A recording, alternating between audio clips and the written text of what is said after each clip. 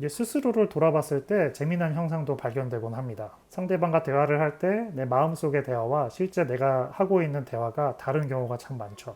예를 들면 누군가 나에게 너 어디 여행 갔다 왔다면서 뭐 어떻니? 라고 물어본다면 제 마음속에선 마침 날씨도 너무 좋았고 애들도 너무 잘 놀고 정말 오랜만에 가족여행 갔다 오는 거라서 너무 들뜨고 신났었지. 너도 한번 꼭 가봐. 내가 꼭 추천해 줄게. 내가 간 코스 그대로 알려줄 수도 있어. 이렇게 마음속으로 얘기를 하고 있지만 실제 제 입에서 나오는 소리는 It was great.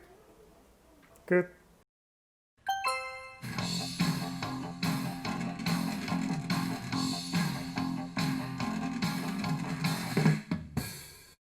안녕하세요. 야빠의 이중생활입니다. 오늘은 어쩌면 이민자분이시라면 조금은 예민해질 수도 있는 영어 실력에 대해서 말해보고자 합니다.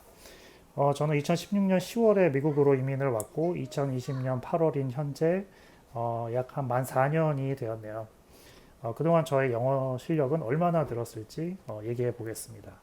박수를 치면서 저에게 이제 시선을 딱 주는 겁니다. 준비된 멘트가 없어서 너무 당황스러웠고 그냥 이제 어색한 미소만 이제 제가 예전에 올렸던 영상입니다. 제가 제 영상을 보고 있으면 좀 창피함이 있습니다. 이 영상을 올린 건 한 1년 전이었는데 실제 이런 경험을 했던 건 한 3, 4년 전이었습니다.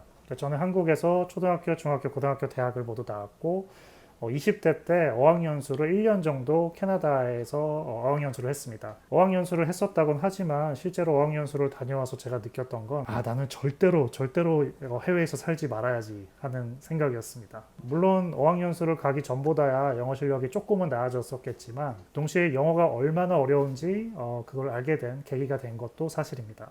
그때는 약 10년 후에 미국에 와서 살 거란 건 정말 상상도 못했죠. 그러니까 저는 초등학교, 중학교, 고등학교, 대학교를 모두 한국에서 나왔고 그때마다의 한국에서 받은 영어 교육과 1년의 어학연수 그것이 제가 이민 오기 전 했었던 영어 공부의 전부였습니다. 2016년 10월에 저는 미국에 오게 되었습니다. 30대 중반의 나이에 이민을 왔네요. 이제 한국에서 같이 일했었던 팀장님이 저를 미국으로 끌어주셨고 미국에 와서도 미국 회사였지만 이제 같은 팀장님 밑에서 시작하는 것이었어서 영어의 두려움은 컸었지만 그래도 조금은 더 유리한 위치에서 미국 회사 생활을 시작할 수 있겠다는 마음에 결정을 했었습니다. 한국에 비해서 회의가 많았습니다. 회의 때마다 사실 많이 어려웠어요. 거의 알아듣기 쉽지 않았습니다. 아시는 분은 아시겠지만 미국의 어떤 회의 문화는 적어도 제가 겪은 바로는 제가 이제 특별히 나서지 않는 한 특별히 저에게 직접 뭔가를 물어보거나 하는 경우가 거의 없었습니다. 물론 제가 그 회의의 주체자가 아닌 한은요. 대부분 자기가 알고 있는 지식이 필요할 때마다 각자 스스로 얘기를 하고 그런 식으로 이제 회의가 진행됐습니다. 한 사람씩 말해보세요. 이런 경우는 거의 없었어요. 그래서 이제 초반 미국 회사 생활에서 회의 때마다 저는 이제 벙어리가 되게 일쑤였죠. 이거 겪으신 분은 다들 아실 거예요. 아무 말도 못하고 회의를 나올 때 자신이 참 많이 초라해지고 작아지고 나는 누구인가 또 여긴 어디인가 그렇게 이제 자존감이 약해지기 참 일쑤였죠. 집에 가선 이불킥하고 이제 샤워할 때 막 소리 지르고 이제 스스로를 돌아봤을 때 재미난 현상도 발견되곤 합니다. 상대방과 대화를 할 때 내 마음속의 대화와 실제 내가 하고 있는 대화가 다른 경우가 참 많죠. 예를 들면 누군가 나에게 너 어디 여행 갔다 왔다면서 뭐 어떻니? 라고 물어본다면 제 마음속에선 마침 날씨도 너무 좋았고 애들도 너무 잘 놀고 정말 오랜만에 가족여행 갔다 오는 거라서 너무 들뜨고 신났었지. 너도 한번 꼭 가봐. 내가 꼭 추천해 줄게. 내가 간 코스 그대로 알려줄 수도 있어. 이렇게 마음속으로 얘기를 하고 있지만 실제 제 입에서 나오는 소리는 It was great. 끝. 제가 초반에 이제 영어 이민자 분이시라면 다소 이제 예민해질 수 있다고 말씀을 드렸었는데요. 솔직히 말하면 그 이유는 창피함도 있고 자존심도 좀 상한다면 상하는 문제이기 때문일 겁니다. 야, 너 미국 온 지 4년째라면서 아직도 영어가 그따구냐? 라고 누군가 말을 한다면 마음 약한 저 같은 사람은 정말 상처를 받겠죠. 제 현재 영어 실력에 대해서 말씀드리고자 하는 이유는 또다시 자극을 받고 영어 공부를 다시 시작하려고 다시 이제 매진해야겠다는 마음이 생겨서 중간 점검차 그리고 저와 같이 영어 공부에 다시 힘써봐야겠다는 분들을 위해서 저의 현재 상태와 비교해 보시고 희망을 가지시라고 이렇게 영상을 만들어 봅니다. 첫 번째 리스닝 사실 리스닝이 가장 많이 발전한 것 같습니다. 저는 예전에 영어를 정말 너무 못할 때 그러니까 말하는 만큼만 들리는 건 줄 알았어요. 근데 아니더라고요. 그 리스닝은 말하는 거와는 별개라는 걸 알게 됐습니다. 사실 뭐 따로 노력했다기보단 미국 회사에서 워낙 이제 회의가 많다 보니까 어쩔 수 없이 이제 회의를 통해서 미국 사람들이 얘기하는 거를 많이 듣게 됩니다. 그러다 보면 영어를 표현하는 패턴들이 물론 사람마다 참 제각기지만 적어도 저는 이제 디자인 한 분야에서 일을 하고 있는데 디자인과 관련된 말을 표현할 때 어떻게 사람들이 하는지 어떤 특정한 패턴들이 좀 보이기 시작하더라고요. 이제 사람들이 말하는 단어들도 처음엔 굉장히 생소했었는데 뭐 이 사람 저 사람 비슷한 단어들을 쓰는 거를 보고 또 이제 자연스레 찾아보게 되고 뭐 이럴 땐 이런 단어 쓰는구나 이렇게 아주 조금씩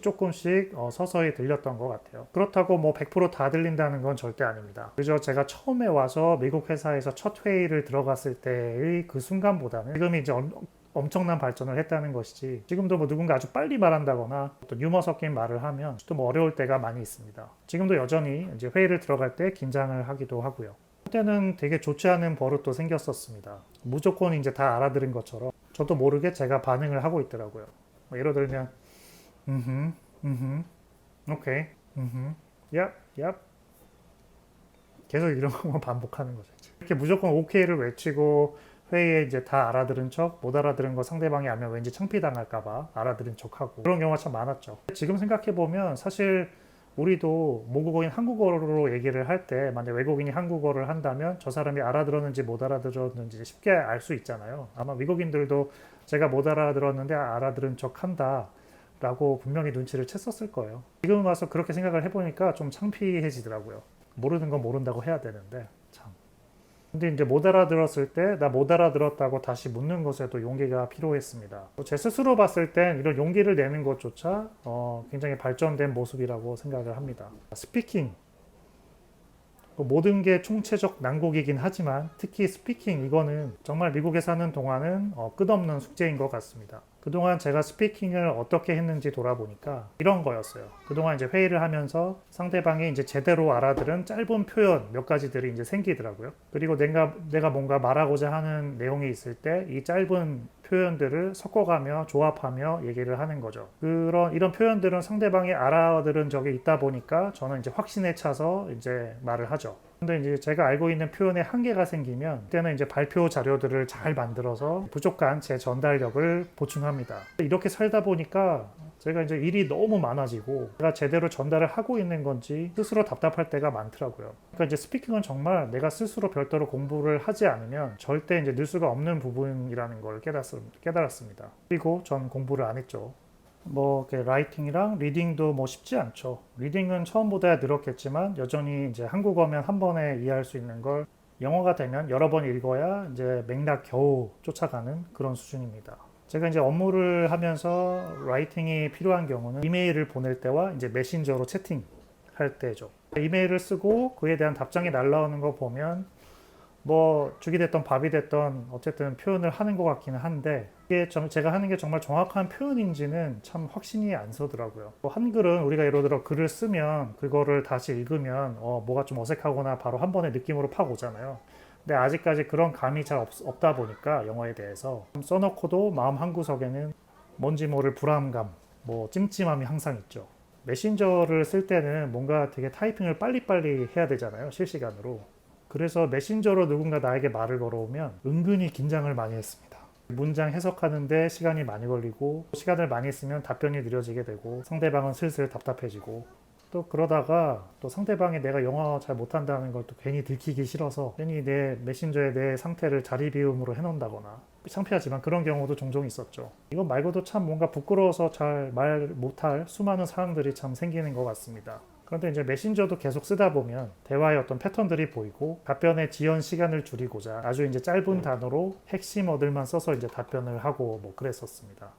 결국 경험하면서 조금씩 나아지는 것 같아요. 특히 사람들이 줄임말도 정말 많이 쓰는데 처음에는 이 줄임말들이 뭔지를 정말 모르겠어서 답답할 때가 많았어요. 씨는 뭐 BTW, 뭐 AKA, 뭐 YWNP, OOO. 그런데 이런 줄임말도 알고 나니까 내가 답변할 때 이런 줄임말을 쓰면 지연 시간을 확 줄일 수 있으니까 편리해지더라고요. 역시 아는 게 힘인 것 같습니다. 혹시나 이 영상을 보시면서 제가 영어하는 모습을 기대하셨다면 죄송합니다. 아직 제 낯이 그렇게 두껍지를 못하네요. 근데 정말 내가 영어하는 모습을 내가 봐야 실력이 는다고 하는데 차마 용기가 나지 않습니다. 뭐 어쨌든 이 영상을 만들기 위해서 저의 이제 영어 실력 현 상태를 이제 좀 둘러보다 보니까 뭔가 앞으로 더 집중해서 공부할 부분이 이거구나, 그런 우선순위가 생기게 되는 것 같습니다. 영어를 공부하시는 모든 분들 힘내시고, 특히 저같이 해외에서 일을 하시면서 영어에 스트레스가 참 많으신 분들께 다시 한번 화이팅 하시라고 말씀드리고 싶습니다. 어제보단 오늘이 더 영어가 편하고 오늘보단 내일이 더 영어가 쉬워지길 바라봅니다. 그럼 이만 마칠게요. 시청해 주셔서 고맙습니다.